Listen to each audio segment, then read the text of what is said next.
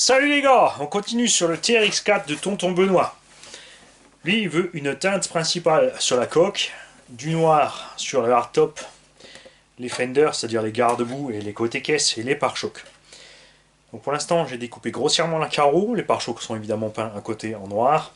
On a laissé ceux qui sont intégrés là pour l'instant, parce que je ne sais pas comment ça sera fini monté. Et si tu découpes trop, c'est trop tard. Masquer les vitres qui seront teintées. Et le Fash Mask ou le BT Design, une fois que c'est fini, ça donne ça. BT est rose, le Fash Mask est bleu. Au moment où tu le mets, c'est rose très clair. Comme ça, tu vois où tu as peint. Et une fois que ça a séché, ça devient translucide. Et c'est là que tu vois si ça a bien séché ou pas. Parce qu'il y a des endroits piégeux, dans les petites rainures ou autres, où ça peut rester. Quand tu vois que c'est rose clair, tu te méfies quand tu enlèves le film, parce que ça peut encore couler et te recouler dans ce que tu as déjà fait. Si ça recoule, il faut l'enlever tout de suite parce que sinon c'est vraiment chiant à enlever. Ça se redissout à l'eau, par contre, je vous avais dit que c'était vraiment pénible si tu as une couche fine à enlever, mais ça se redissout à l'eau. Donc il y a peut-être moyen de ne quand même pas traiter complètement une carreau pour pas gaspiller quand tu veux juste faire une zone. Peut-être démasquer avec du scotch et ensuite repasser à l'eau, mais après il faut quand même masquer le reste où tu peins. Moi je préfère quand même tout masquer. Pour faire les découpes au feutre, tu contournes, enfin tu fais tes designs, hein. Si tu as envie de te faire une tulipe sur le toit, tu te dessines une tulipe, tu te notes l'étagement des couleurs, et ensuite du plus sombre au plus clair tu vas peindre, que ce soit à l'airbrush ou à la bombe. Tu te protèges comme toujours, masque respiratoire le mieux. Moi j'ai un masque complet avec, donc pour protéger aussi, empêcher la poussière de peinture de rentrer dans les glandes lacrymales qui finissent aussi à l'intérieur de ton corps forcément. Donc masque, machin. Moi j'ai l'opportunité, grâce à Tonton Passe-Partout, on le remerciera jamais assez, d'avoir une cabine de peinture. Donc j'ai une aspiration. Donc la poussière s'en va de moi. J'ai quand même mon masque pour peindre. J'ai des gants aussi, même si la peinture qui se lave à l'eau, c'est pas censé être en contact avec la peau. Soyez prudent quand vous faites ça. Donc tu fais tes petits contours et ensuite le piège c'est que c'est facile de dehors quand tu as des rainures à suivre. Quand tu n'as pas de rainures à suivre, c'est déjà moins évident de faire des traits droits. Dedans, avec le cutter, c'est pire. Avec le cutter, avec ta lame de scalpel, c'est pire puisque tu dois vraiment suivre sans trembloter des contours. Tu vois, tu es pas dans le creux de l'arrondi. Tu es sur la bosse de l'arrondi et c'est moins évident, croyez-moi, de couper là-dedans. Il faut vraiment se prendre le temps. Si tu fais trop doucement, ça donne rien non plus par contre. Il faut vraiment réussir à avoir le bon coup. Entraîne-toi sur du papier. N'appuie pas trop fort. Le but, c'est pas quand tu as coupé ton film qu'un morceau de la carrosserie tombe. La fripouille pour vous en parler, c'est pas lui qui l'a fait, c'est moi sur sa carreau de VT.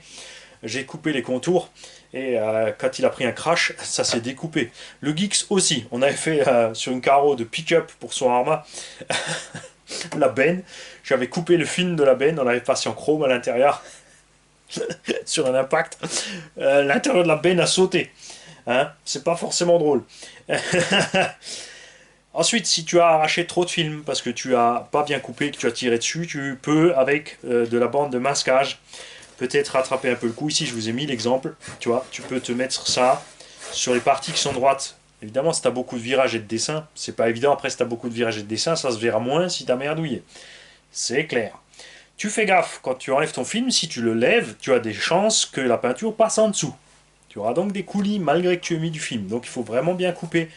Euh, faut trouver. Entraîne-toi. Prends une bouteille de plastique, tu balances du film dessus, tu laisses sécher et tu coupes. Ensuite, tu enlèves le film et tu regardes de combien tu as coupé en plastique pour avoir le feeling entre je coupe le film et je suis déjà en train d'entailler l'exa. Nous allons donc faire cette peinture. On va commencer par le noir. Et ensuite, on va enlever le reste du film et passer le bleu sombre métallisé que tonton Benoît il veut. Moi, je trouve que le bleu clair va être plus sympa. Pas le bleu vraiment clair clair, mais le bleu métal normal. Il a pris le bleu sombre. Mais ça peut donner pas mal quand même. Hein. Alors, il a peut-être pas fait exprès, c'est pas ce qu'il voulait. En tout cas, ça sera trop tard quand tu verras la vidéo.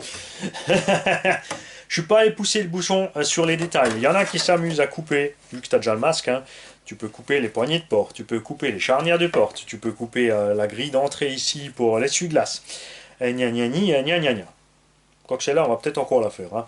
Après, sur la vraie Jeep, souvent, les charnières de porte et les poignées sont peints aussi couleur carrosserie. Donc tu fais comme tu as envie. C'est ce qui est beau dans le modélisme, c'est que tu fais comme tu veux. Hein. Je vais peut-être coller ça au prélude du montage du kit, sinon on va le laisser dans un petit épisode à part. Parlez-moi de vous, ce que vous avez fait en peinture, si vous avez un truc du genre, et globalement ce qui vous est arrivé en peinture, hein, ce qui a foiré, ce qui a réussi, les bonnes astuces, les mauvaises astuces. On est toujours preneur de tous les points de vue. C'est très important pour moi que quand des nouveaux arrivent ou des gens qui sont intéressés par la peinture de carreau, n'aient pas juste mon point de vue et fassent ce que moi je dis.